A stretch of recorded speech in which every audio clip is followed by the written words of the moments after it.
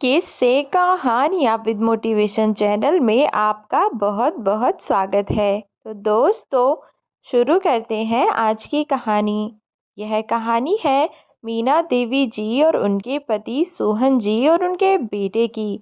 मीना जी और उनके माता पिता एक सामान्य परिवार के रहने वाले थे। मीना जी पढ़ने में बहुत होनहार थीं और उनका एक छोटा भाई भी था। मीना देवी जी के पिता एक बहुत ही स्वाभिमानी व्यक्ति थे, जो कि ज़्यादा अमीर तो नहीं थे, लेकिन गांव में उनकी बहुत इज्जत थी, जो कि उन्होंने अपने अच्छे स्वभाव से बनाई थी। और उन पर जितना हो बनता था, दूसरों की वे मदद किया करते थे, जिससे कि बहुत से लोगों के दिल में उनके लिए इज्जत और भी ज़्यादा बढ़ गई थी। अब मीना जी के पिता जब गांव से शहर किसी काम की वजह से आए थे, तो घर लौटते वक्त उनका एक्सीडेंट हो गया, जिसके कारण उनकी मौत हो गई और वह अपने परिवार को छोड़कर चल बसे। उस समय उनकी बेटी मीना बीए की पढ़ाई कर रही थी, लेकिन जब उसे और उसके परिवार को पता चला कि मीना के पिताजी का शहर से लौटते वक्त एक्सीडेंट हो गया है, तो वह लोग बहुत घबरा गए, क्योंकि अभी उन लोगों को यह पता नहीं था कि वह अब इस दुनिया में नहीं रहे। जब वह लोग अस्पताल उनसे मिलने के लिए पहुंचे, तब उन्हें वहां जाकर पता चला कि अब मीना के पिताजी इस दुनिया में नहीं रहे। यह सब सुनकर तो मानो मीना जी और उनके परिवार को बहुत बड़ा सदमा लग गया, क्योंकि मीना जी के पिता अकेले ही उस घर का पालन पोषण करने वाले व्यक्ति थे।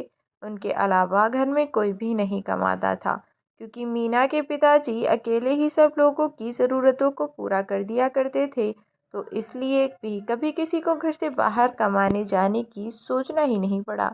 लेकिन अब जब मीना जी के पिताजी इस दुनिया में नहीं रहे, तब उनकी माताजी ने सोचा कि अब मैं अकेले इन दोनों का पालन पोषण कैसे करूंगी, और ऊपर से पढ़ाई का खर्चा।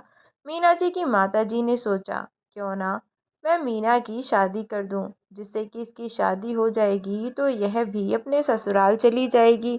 रहेगा उनका अकेला बेटा, तो वह अपना और अपनी माँ का पालन पोषण तो कर ही सकता है। मीना की माँ ने मीना के लिए लड़के ढूंढना शुरू कर दिया, और कुछ ही समय में उन्हें मीना के लिए एक बहुत अच्छा लड़का मिल गया। वह मीना जी की शादी उससे करवाने के लिए तैयार हो गईं। अब उन्हें यह चिंता थी कि उनके पति तो अब रहे नहीं, तो अब मीना की शादी का खर्चा कौन उठाएगा। यह सब वह सोच ही रही थी कि तभी घर में जीवन बीमा वाले लोग आए, और उन्होंने उनके पति की मौत के बाद जो पैसा उन्हें मिलना था, उसके बारे में सारी बात बता दी, और उनसे कहा कि उनके पति ने यह पॉलिसी बहुत समय पहले ही करवा ली थी, जिसके बारे में मीना जी को या उनकी माता जी को कुछ भी नहीं पता था। लेकिन मीना जी की माताजी यह सोचकर थोड़ी सी खुश हुईं कि अब उनकी बेटी की शादी बिना किसी अड़चन के हो जाएगी, और उन्होंने मीना जी की शादी सोहन जी से कर दी। सोहन जी भी एक बहुत अच्छे इंसान थे, जो कि मीना जी का हर परिस्थिति में साथ दिया करते थे। सोहन जी के माता पिता भी मीना जी को अपनी बेटी की तरह ही रखा करते थे। शादी के बाद मीना जी ने भी सोहन जी के माता पिता को अपने माता पिता की तरह ही समझा, और उन्होंने कुछ ही समय में पूरे घर को बहुत अच्छे तरीके से अपना लिया और सारे घर को संभालने लगे। सोहन की माँ भी मीना जी से बहुत खुश रहा करती थी, और वह मीना जी को बहुत पसंद भी करती थी, क्योंकि मीना जी बहुत शांत स्वभाव की महिला थी। वह कभी भी कोई भी ऐसी हरकत ना किया करती जिससे कि उनका परिवार टूट जाए या किसी भी तरीके की कोई परेशानी आए। वह बेशक एक बात खुद सुन लिया करती, मगर किसी को कभी उल्टा जवाब ना दिया करती थी। उनकी इसी बात से उनके सास ससुर मीना जी को और भी ज़्यादा पसंद किया करते थे, क्योंकि वह जैसी बहू अपने बेटे के लिए लाना चाहते थे, मीना जी बिल्कुल वैसी ही महिला थी। वह परिवार को जोड़कर चलने वाली महिला थी। अब मीना जी के घर मीना जी और उनके पति सोहन जी अपने बेटे को बहुत प्यार किया करते थे। साथ ही उनके दादा दादी भी उसे बहुत प्यार किया करते थे। वह उन सबकी आंखों का तारा था, क्योंकि बहुत समय से उनके घर में कोई छोटा बच्चा नहीं था। और जब मीना जी के बेटे ने उस घर में जन्म लिया, तो वह लोग उसे बहुत ज़्यादा प्यार किया करते थे, और उसकी हर छोटी बड़ी गलती को भी माफ़ कर दिया करते थे, जिससे मीना जी का बेटा दिन पर दिन बदतमीज़ और बिगड़ता गया। लेकिन वह अपनी माता पिता के सामने ऐसे बर्ताव किया करता था कि वह कितना समझदार और कितना अच्छा लड़का है। वह सबके बारे में बहुत सोच समझ कर चलता है, लेकिन असल में तो वह उसके बिल्कुल विपरीत था। वह घर से बाहर हमेशा दूसरे लोगों से बदतमीजी किया करता था। ना ही बड़ों की शर्म, ना ही छोटों का कोई लिहाज किया करता था। वह हमेशा अपनी धुन में मगन रहता था, क्योंकि उसे यह तो पता था ही कि अगर उससे कोई गलती हो भी जाएगी तो उसका परिवार उसे माफ़ कर देगा, जिससे वह लोग बहुत प्यार करते हैं। इसलिए वह कभी भी कुछ भी करने से पहले सोचा ही नहीं करता था। वह सोचता था कि अगर कुछ गलती हो गई तो उसका परिवार है तो सही उस गलती को संभालने के लिए। और धीरे धीरे दिन बीत रहे थे। अब मीना जी और सोहन जी के माता पिता का भी देहांत हो चुका था, और वह भी उनकी स्थिति में ढल चुके थे। कहने का मतलब है कि सोहन जी और मीना जी भी अब बुढ़ापे की तरफ बढ़ चुके थे। थोड़े समय के बाद सोहन जी की तबीयत कुछ ठीक नहीं रहती, और वह दिन पर दिन और ज़्यादा बिगड़ने लगी, जिससे कि मीना जी बहुत परेशान रहती थी। वह अपने बेटे से कहती कि अपने पिता के लिए दवा ले आए और उनका चेकअप भी करा दे। तो उनका बेटा उन्हें कुछ भी बहाना बनाकर कभी कुछ बहाना कर देता, लेकिन उसने अपने पिता की तबीयत के बारे में बिल्कुल नहीं सोचा, और ना ही उन्हें अच्छे से मेडिकल से दवा दिलाई, जिसके कारण सोहन जी भी चल बसे। अब मीना देवी जी अकेली रह गईं, और कुछ समय बाद उन्होंने अपने बेटे रोहन से कहा, बेटा तुम्हारी भी शादी की उम्र हो गई है, और मुझे भी घर का सब काम अब नहीं होता। तो अभी तुम भी शादी कर लो, जिससे बहू घर में आएगी तो वह घर का काम तो कर लेगी। अब मुझे भी खाना पीना नहीं बनाया जाता है, और दिखाई भी ज़्यादा ठीक से नहीं देता।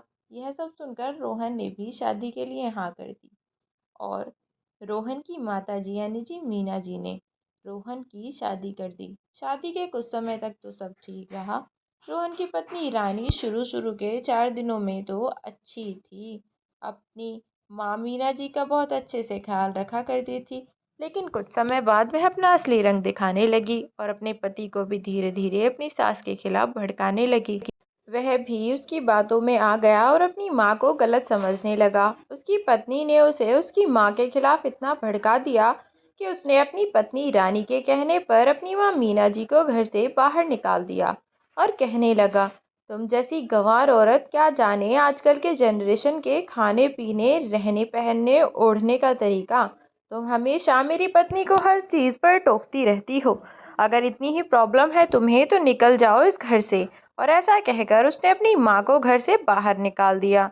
मीना जी ने कहा कि बेटा ऐसी कोई बात नहीं है, मैंने बहू से ऐसा कुछ नहीं कहा है। तब उसकी बहू रानी बोली, तू अनपढ़ गभार, तू जानती ही क्या है मेरे बारे में। मैं यहाँ के नामी कॉलेज में पढ़ी हूँ, वेल एजुकेटेड लड़की हूँ। तुझे आता ही क्या है? तुझे तो अपना नाम लिखना तक नहीं आता होगा, और तू मेरे पहनने ओढ़ने पर सवाल उठाएगी। ऐसा कहकर अपनी सास को धक्का देती हुई बोली। मीना जी ने अपने बेटे रोहन से बहुत कहा, बेटा ऐसी कोई बात नहीं है, मैंने तुम्हारी पत्नी से ऐसा कुछ नहीं कहा। तो वह बोला, अच्छा तो क्या यह झूठ बोल रही है और आप मेरी पत्नी के खिलाफ मुझे भड़काना चाहती हैं? ऐसा कहकर उसने अपने घर का दरवाज़ा बंद कर लिया, और एक बार भी पलटकर अपनी माँ की तरफ नहीं देखा। मीना जी रोती रहीं, चिल्लाती रहीं, पर उनके बेटे ने उनकी एक भी ना सुनी, और दरवाज़ा बंद करके अंदर चला गया। दोनों पति पत्नी अपने घर से मीना जी को बाहर निकालकर बहुत खुश थे, लेकिन वहीं मीना जी सोच रही थी कि शायद यह लोग गुस्से में हैं, कुछ समय बाद मुझे बुला लेंगे। ऐसा सोचकर वह दरवाजे पर ही बैठी रहीं। पर रात से सुबह और सुबह से शाम हो गई, पर उन दोनों ने दरवाज़ा तो खोलना अपना रोज़ाना का काम किया, लेकिन उन्होंने मीना जी को घर के अंदर घुसने नहीं दिया, और बोले, बुढ़िया कब तक यहाँ रहेगी? तुझे तो शर्म है नहीं? हमारा ही कुछ लिहाज कर और यहाँ से चली जा, वरना लोग बाग देखेंगे तो क्या सोचेंगे। इतना सुनकर मीना जी बहुत दुखी हुई, और वहाँ से अपना सामान लेकर चली गईं। वह रास्ते पर जा ही रही थी, मन में अपने बेटे बहू के ख्याल सोचते हुए। उन्हें यह सुध-बुध नहीं है कि वह कहाँ हैं। वह चलते चलते एक गाड़ी से टकरा गई, और वह जिस गाड़ी वाले से टकराई थी वह एक अच्छा खासा इंसान था, जिसे खुद का एक नहीं बल्कि 2-3 कॉलेज थे। वह मीना जी को देखते ही गाड़ी से उतरा, उन्हें लेकर अस्पताल पहुंचा, उनका ट्रीटमेंट कराया, और जब मीना जी को होश आया तो वह उन पर चिल्लाता हुआ बोला, आपको क्या दिखाई नहीं देता? माताजी, आज अगर आपको मेरी गाड़ी से कुछ हो जाता तो मैं अपने आप को कभी माफ़ नहीं कर पाता। आखिर आप कौन से ख़्यालों में खोई हुई थीं कि आपको यह तक नहीं दिखाई दिया कि आप रोड के बीचों-बीच किसी गाड़ी के सामने आ गई हैं? मीना जी बोलीं, बेटा मुझे माफ़ कर दो, मेरी वजह से तुम्हें जो भी तकलीफ़ हुई, उसके लिए मैं तुमसे माफ़ी माँगती हूँ। ऐसा कहते-कहते मीना जी रोने लगीं। तभी वह लड़का बोला, माताजी, आप मुझसे माफ़ी मत माँगिए और ना ही रोइए। आप उम्र में मुझसे बहुत बड़ी हैं, तो इसलिए माफ़ी माँगती हुई अच्छी नहीं लगती। मैंने माना कि मैं गुस्से में आपसे कुछ ज़्यादा ही कह दिया, पर मुझे अपनी गलती का एहसास है, इसलिए आप मुझसे माफ़ी मत मांगिए, बल्कि मुझे माफ़ कर दीजिए कि मैं आपसे इस लहजे में बात की। यह सब सुनते ही मीना जी सोचने लगी, कितना अच्छा लड़का है, कितना अच्छा है, कितने अच्छे इसके संस्कार हैं। इसके माता पिता ने ज़रूर ही बहुत अच्छे पुण्य के काम किए होंगे जो ऐसे बेटे को जन्म दिया। तब मीना जी बोली, बेटा मैं तुम्हारे तो पर नहीं रो रही हूँ, मैं तो अपनी किस्मत को रो रही हूँ। तुम्हारी माँ ने ज़रूर बहुत अच्छे पुण्य के काम किए होंगे जिन्हें तुम्हारे जैसा बेटा मिला, और एक मैं हूँ जिसे उसके ही बेटे ने घर से बाहर निकाल कर फेंक दिया। ऐसा सुनकर वह लड़का चौंक गया और बोला, क्या कह रही हैं आप माताजी? भला कोई बेटा अपनी माँ को घर से बाहर कैसे निकाल सकता है? माँ तो एक बहुत अनमोल रतन होता है जिसे भगवान ने खुद भेजा हुआ है अपने बच्चों के लिए। तो भला कोई बच्चा अपनी माँ को अपने ही घर से कैसे बाहर निकाल सकता है? तब मीना जी रोती हुई बोली, बेटा कह तो तुम सही रहे हो, पर हर किसी औलाद की तुम्हारे जैसी सोच नहीं होती और ना ही हर औलाद तुम्हारे जैसी होती है। मीना जी को रोता हुआ देखकर और उनके ऐसे हालात को देखकर वह लड़का बोला, ठीक है, आपके बेटे ने आपके घर से बाहर निकाल दिया है और मेरी भी कोई माँ नहीं है। मैं भी अनाथालय में बड़ा हुआ हूँ और वहीं से मैंने अपनी पढ़ाई पूरी की। आज से आप मेरे साथ रहना, क्योंकि मुझे भी एक माँ की ज़रूरत है और आपको बेटे की ज़रूरत है। आपके घर से बाहर निकाल दिया, आपके पास रहने के लिए कोई जगह न होगी, नहीं तो इसलिए आप मेरे साथ चलें और मेरे ही घर में मेरी माँ बनकर रहें ना। मीना जी सोचकर बोली, बेटा बाकी तो सब ठीक है, लेकिन मैं तुम्हारे घर कैसे रह सकती हूँ? तब वह लड़का बोला, जैसे एक माँ अपने बेटे के घर रहती है। और ऐसा कहकर वह मीना जी को अपने साथ ले गया। मीना जी उसके साथ बहुत अच्छे से रहती थी और वह भी उन्हें अपनी माँ की तरह रखता था। वह दोनों उस घर में माँ बेटे की तरह बहुत खुशी खुशी रहते थे। तभी एक दिन वह बोला, माँ मुझे कॉलेज और अपने स्कूल में देखने के लिए जाना है कि वहाँ के टीचर और प्रिंसिपल उन्हें ठीक से चला रहे हैं या नहीं, किसी चीज़ की कोई प्रॉब्लम तो नहीं है। आप चाहें तो आप भी मेरे साथ चल सकती हैं, वैसे भी आप घर में अकेले रहकर बोर हो रही होंगी। ऐसा कहकर मीना जी को भी वह अपने साथ ले गया। मीना जी भी खुशी खुशी उसके साथ कॉलेज चली गई। कॉलेज के अंदर मीना जी बोली, बेटा तुम अंदर जाकर सब देख लो, इतने में बाहर मैं तुम्हारा कॉलेज घूम लेती हूँ। तब वह बोला, ठीक है माँ, मैं प्रिंसिपल से मीटिंग करके आता हूँ, पूछता हूँ सब ठीक तो है, इतने आप कॉलेज घूमें। मीना जी ने हाँ का इशारा करते हुए सर हिलाया और फिर मीना जी कॉलेज घूमने लगी। मीना जी ने देखा कि उस कॉलेज में क्लास चल रही थी। वह बाहर खड़े होकर देखने लगी कि टीचर किस तरीके से पढ़ा रहे हैं, क्योंकि वह भी पढ़ी लिखी थी और वह यह पढ़ चुकी थी। मीना जी को पढ़ाई लिखाई तो वैसे भी पसंद ही थी। वह खड़ी होकर सब सुनती रही। फिर वहाँ से उनका बेटा उन्हें स्कूल लेकर गया और वह स्कूल में जाकर बोला, माँ प्रिंसिपल के ऑफिस चलिए, मैं अभी आता हूँ।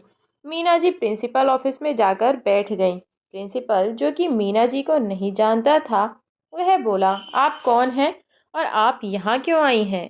क्या आप किसी बच्चे का एडमिशन कराने के लिए यहाँ आई हैं? तभी मीना जी बोली, मैं यहाँ किसी का एडमिशन कराने के लिए नहीं आई हूँ, बल्कि मैं यहाँ देखने के लिए आई हूँ कि सब ठीक ठाक तो चल रहा है ना। तभी प्रिंसिपल हंसता हुआ बोला, आप कहना चाहती हैं कि आप स्कूल की मालकिन हैं?